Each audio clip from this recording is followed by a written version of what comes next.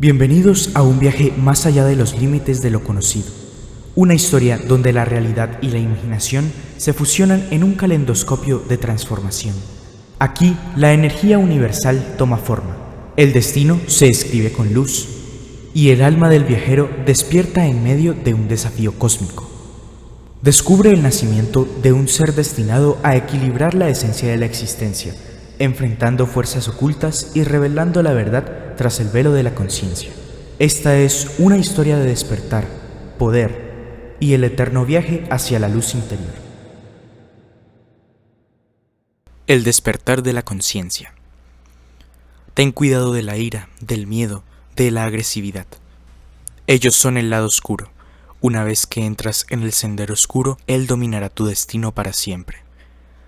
De la película La Guerra de las Galaxias, el Imperio contraataca. El ermitaño iba caminando por la calle del Sol, cuando vio aparecer a Lucía, su antigua discípula, que se dirigía hacia él, algo más baja que el ermitaño. Sus cabellos negros enmarcaban un rostro ovalado de rasgos tiernos. Su expresión compungida resaltaba aún más por el pelo recogido en un pequeño moño. «¿Podrás perdonarme?», le dijo al ermitaño sin preámbulos. «¿Por qué he de perdonarte?», contestó cogiéndola de las manos y mirándola directamente a los ojos oscuros, que observaban todo sin pestañear, como si no quisiese perderse nada de este mundo. La mirada cálida del ermitaño le dio a Lucía el ánimo para continuar hablando. «Por no haber entendido qué hacías, por calumniarte, por haberte injuriado, por ser humana». El rostro de la joven se enrojeció. El ermitaño cogió cariñosamente su brazo, mientras caminaban hasta el parque, y allí los dos, frente a frente, se sentaron en la hierba bajo un frondoso árbol que los protegía del sol. «Qué oportuna tu forma de explicar por qué he de perdonarte. Precisamente hace unos días vi una película, El mundo de Leland, en la que dice, es curioso, la gente solo dice que es humana cuando hace algo malo. No sé, nunca le oyes decir a nadie, soy humano por rescatar a un niño de un edificio en llamas. Sí, buena amiga. Somos humanos para lo bueno y para lo malo. ¿Cómo renunciar a una sola parte de nosotros? Podrás perdonarme por haber dudado de ti. ¿A quién debo perdonar? A mí, claro. ¿A quién si no? ¿Eres la misma que hizo aquello por lo que quieres ser perdonada? Sí, claro que soy la misma. Si fueses la misma, no estarías aquí diciéndome que te perdone, sino que seguirías injuriando y padeciendo. No, no eres aquella. Y yo tampoco soy el mismo al que tú injuriaste. Si tú no eres aquella, yo tampoco lo soy. No hay nadie a quien perdonar, ni nadie que perdone». Lucía era una joven de una belleza fresca, como las primeras luces en primavera, como un arco iris en verano. Y en su caso, con solo mirarla, se podía ver que la belleza exterior era el reflejo de su belleza interior. Piensa que cuando uno actúa como los demás quieren, o como esperan que sea la otra persona, todo les parece bien, todo está en su sitio, y solo ven virtudes. Pero cuando alguien se sale del guión, empiezan los problemas y solo ven sus defectos. Por eso, cuando queremos perjudicar a alguien, nos fijamos en sus defectos, y cuando lo amamos, destacamos sus virtudes. A veces, la misma persona pasa de ser objeto de nuestras alabanzas a ser vilipendiada. Ninguno de esos dos extremos es real. Ni todos son virtudes, ni todos son defectos. Sí, somos humanos, por eso somos crueles, por eso somos bondadosos. Sí, Lucía, somos humanos. El personaje de una película, cuyo nombre no recuerdo en este momento, preguntaba ¿qué nos hace humanos? ¿El poder pensar? ¿El poder sentir pena y dolor? Tal vez. ¿El poder reír? Eso espero. Tal vez lo que nos hace humanos es que conocemos lo suficiente para creer que sabemos a dónde vamos. Si fuese así, quizás en realidad no seamos humanos, y vivamos solo una ilusión, una escena de una película de misterio. La literatura, el cine, la música, tienen la virtud de recordarme que los enigmas de la vida siempre están presentes. ¿A dónde vamos? ¿Qué esperamos de la vida? ¿Qué queremos realmente? Lucía, ¿queremos que los demás cambien por su bien o para que sean como queremos que sean? Buda dijo, es fácil ver las faltas de los demás, pero qué difícil es ver las nuestras. exhibimos las faltas de los demás como paja esparcida por el viento, mientras ocultamos las nuestras como el jugador tramposo esconde sus dados trucados. La voz cálida del ermitaño llenaba el aire de matices melódicos que cautivaban la atención de quienes lo escuchaban. Cuando la ira, el odio y el resentimiento se hacen presentes en la mente, no cabe más solución que perdonar. Sin perdón no hay espacio para la felicidad. Pero cuidado, Lucía, que a veces el perdón esconde una actitud de orgullo y superioridad. ¿Me enfado? ¿Siento rabia? Claro que sí. Si no fuese así, no estaría vivo. Pero cuando esto sucede, puedo intentar comprender por qué sucede, para intentar no quedar atrapado en esa emoción. Si podemos mirar directamente a la cara a esa emoción y no a lo que la ha provocado, veremos cómo se diluye. Fíjate, pidió el ermitaño, en que generalmente, cuando se produce una ofensa, quien está más molesto es el que ofende, más aún que el ofendido. Lucía, esto sucede porque cuando ofendemos a otro, nos ofendemos a nosotros mismos. Por eso, cuando pedimos perdón a quienes hemos ofendido, sentimos un alivio, una liberación más intensa que la que siente el ofendido. Amar a alguien no quiere decir que tenga que gustarnos. Amar a todos los seres no quiere decir que todos tengan que gustarnos. Perdonar a alguien no quiere decir aceptar lo que hace, ni que nos guste su forma de ser. La fuerza del perdón no exime al otro de su falla, sino que nos rescata a nosotros del sufrimiento y el resentimiento. La vida es demasiado preciosa como para agredirla con emociones dañinas. Pero no todos podemos evitar esas emociones dañinas. Todos somos diamantes en potencia, pero algunos brillan con intensidad y otros aún son carbón que necesita el paso del tiempo, la presión adecuada y atención para no caer quemados en una hoguera cualquiera. Así, finalmente llegarán a brillar con luz propia. Pero un diamante no es diamante por ser solo él, sin una luz que lo ilumine y nuestra mirada que lo revele, no sería más que un trozo de materia inanimada. Su verdadero espíritu, como el tuyo, como el mío, se manifiesta gracias a la presión adecuada, al encuentro, a la conciliación, a la armonía. Unos días después, Leo acompañó a Omar, a Lucía y al ermitaño al tenderete, y le preguntó si podía quedarse. ¿Tienes con qué pagar? Nuestro amigo comenzaba a entender al ermitaño, y le contestó que sí, aunque era evidente que no hablaba de dinero. «Excelente», exclamó el ermitaño lacónicamente. «Cuando te marchaste, muchos hablaron mal de ti. Decían que los habías abandonado, que habías perdido la fe». Se inmiscuyó Lucía. Omar intervino. El profeta Mohammed dijo: «La fe del creyente no es completa, a menos que 1000 creyentes sinceros atestiguen su herejía. Con lo que has dicho, me has hecho recordar una historia», dijo el ermitaño mientras se sentaba cómodamente en el suelo alfombrado. «Fue en un tiempo mítico, en el que vivía un sabio venerable. Al ver que su tiempo se acababa y que su discípulo no conseguía superar ciertos desequilibrios ante las opiniones de los demás, decidió enviarlo al lago.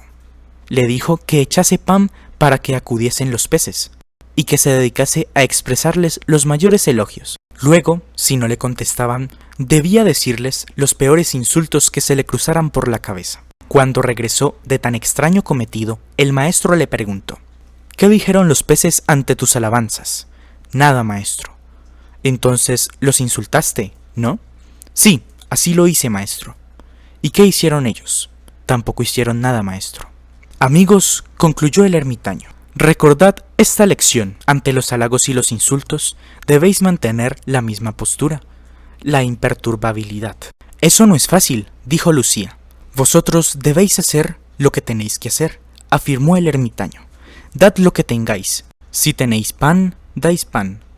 Ante esto, unos os adularán, otros os injuriarán. Los que hoy os adulan, mañana os injuriarán. Y quienes hoy os injurian, mañana os adularán. Vosotros sois vosotros a pesar de lo que digan los demás. Permaneced en vosotros, seáis quien seáis, a cada momento que pasa». «¿Y tú por qué te fuiste de la montaña?», preguntó Lucía. «Si debemos alejarnos de la gente y del mundo para hallar la paz», dijo el ermitaño, «es que esa paz no está realmente en nosotros. No hay lugar alguno que pueda aportarnos paz, porque es en nuestro interior donde debemos descubrirla. ¿Habéis visto Desayuno con Diamantes?». En un momento, George Peppard dice: «¿Sabes lo que te pasa? No tienes valor, tienes miedo. Miedo de enfrentarte contigo misma y decir, está bien, la vida es una realidad. Las personas se pertenecen las unas a las otras, porque es la única forma de conseguir la verdadera felicidad. Tú te consideras un espíritu libre, un ser salvaje, y te asusta la idea de que alguien pueda meterte en una jaula. Bueno, nena, ya estás en una jaula. Tú misma la has construido, y en ella seguirás vayas a donde vayas, porque no importa dónde huyas, siempre acabarás tropezando contigo misma. El retiro no tiene valor alguno en sí mismo. Es entre nuestros congéneres donde debemos percibir nuestros progresos interiores. Ser un ermitaño o un monje y vivir en una montaña, retirado del mundo, no es imprescindible para el camino espiritual. Nada hay de especial relevancia en hacerlo, aunque tampoco en no hacerlo. No es ni más ni menos que un camino, tan válido como otro cualquiera. A cada cual su camino, a cada cual su momento. Como el ermitaño quitó la puerta y puso el cartel, algunas personas del barrio se acercaron a la casa, atraídas por la curiosidad y otras por la necesidad. Allí siempre había un té y algo que comer, o un lugar donde descansar o pasar la noche. Y aunque la sala estuviese llena de gente para refugiarse, el ermitaño se sentaba entre ellos a hacer su meditación, y algunos de los que allí estaban y otros que venían adrede lo acompañaban en su trabajo interior. Pronto, la fama del ermitaño empezó a difundirse por el barrio, y algunas personas, además de participar en sus sesiones de meditación, se acercaban para hablar con él y recibir sus consejos.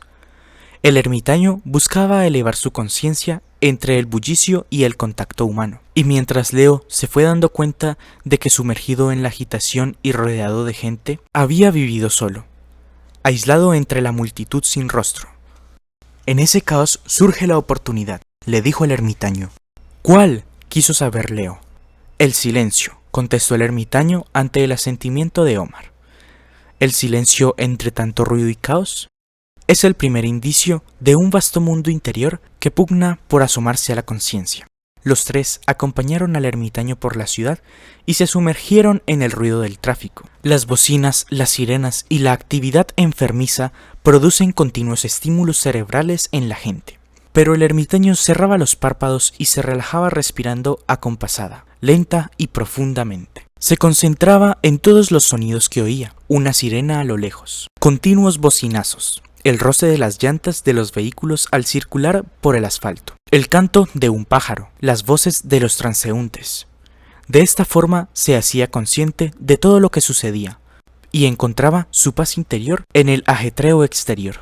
Dicen, continuó el ermitaño, que Alá le preguntó al profeta Daud, ¿por qué siempre te veo solo? Porque quiero apartarme de lo que me aparta de ti.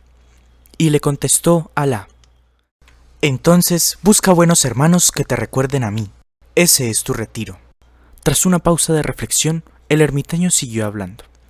Si yo os dijera, les explicó a sus amigos, debéis ir a la montaña donde yo vivía y permanecer allí aislados del mundo. No debéis tener relaciones sexuales, debéis ayunar, no debéis escuchar música, ni bailar, ni reír. Quizás alguno de vosotros haría caso y el resto no. ¿Quién tendría más camino hecho hacia la espiritualidad? Sin duda que aquellos de vosotros que han experimentado el mundo. Tienen mucha más valía de vivir en la sociedad y llevar una vida espiritual, que vivir en retiro y llevar una vida espiritual. Mantener la responsabilidad de afrontar las dificultades cotidianas, respetar a los demás, compañeros y gentes hostiles, exponerse a las controversias. Es mucho más elevado y difícil que ser un ermitaño en la montaña. Os contaré una pequeña historia. Estaba Nasruddin tumbado plácidamente debajo de un árbol a la orilla de un río, cuando oyó una voz que le preguntaba gritando desde el margen opuesto, ¿cómo puedo pasar a la otra orilla? A lo que Nasruddin respondió, ¿la otra orilla? Ya estás en la otra orilla. El ermitaño hizo otra pausa, mirándolos de uno en uno, y dijo, los ríos están para ser cruzados. Estemos del lado que estemos. Hay dos orillas, pero en realidad ambas son la misma. Aunque para saberlo, a veces debemos cruzar al otro lado. Pero si tengo que elegir entre una de las dos, dejar el mundo o vivir el mundo, elijo experimentar el mundo. No es incompatible el servicio a los demás y la renunciación.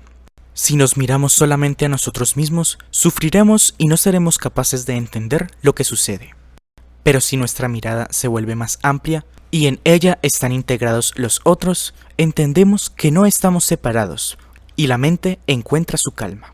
Un poco más tarde, en su aposento, el ermitaño abrió su pequeña y ajada libreta de color naranja y apuntó: mente ocupada, mente agitada, mente que busca el aturdimiento y precisa de continuos estímulos. Cualquier actividad ha de estar inmersa en sonidos e imágenes sobreabundantes, con la televisión, la radio o el equipo de música sonando en todo momento. Ocupar el tiempo, ocupar la mente, hacer varias cosas al mismo tiempo. No soportamos la ausencia de ruido, de sonidos. ¿Por qué? De esta manera, los pensamientos no suceden en el silencio de la mente, sino acompañados de ruido externo, que tapa los pensamientos internos. Parece que enfrentarnos a esos pensamientos da miedo, dolor, tristeza, cosas que no queremos sentir porque preferimos estar siempre alegres, dispuestos, sanos, fuertes, jóvenes, triunfadores. Y en esa confusión, cuando alguien nos hace algo que consideramos malo, tendemos a pensar en esa persona de forma negativa. Todo tiende a resaltar sus peores características. Y eso nos genera odio, ira. Es posible que esa persona haya actuado con deshonestidad, incluso como un bribón, o que haya mentido. Pero ese no es el problema. El problema radica en cómo reaccionamos ante esas actitudes y cuál es su reflejo en nosotros. Si alguien nos causa un prejuicio y además mantenemos esas emociones negativas en nuestro interior, entonces sí tenemos un problema. ¿Qué podemos hacer cuando sucede esto? Si ponemos el centro de la cuestión en el sentimiento que nos provoca la persona que consideramos causante de la situación, el problema se hará mayor de lo que es en nuestro interior. Pero si enfocamos la atención en nosotros mismos, en la tensión de nuestro cuerpo, en ese momento, especialmente en la de las facciones, el cuello y los hombros, notaremos cómo se relajan, y si además nos centramos en la respiración y contamos aunque sean 3 respiraciones lentas y profundas, es muy posible que esas emociones pierdan intensidad en nuestro silencio interior. Cuando alguien nos trata mal o hace algo que nos perjudica, es común que sintamos dolor y deseos de venganza. En ocasiones, estos sentimientos se mantienen durante años, anclando a la persona al sufrimiento, a la obsesión de venganza. Eso hace que persistan pensamientos negativos y palabras rencorosas, no solo hacia quien nos ha causado el daño, sino hacia otras personas.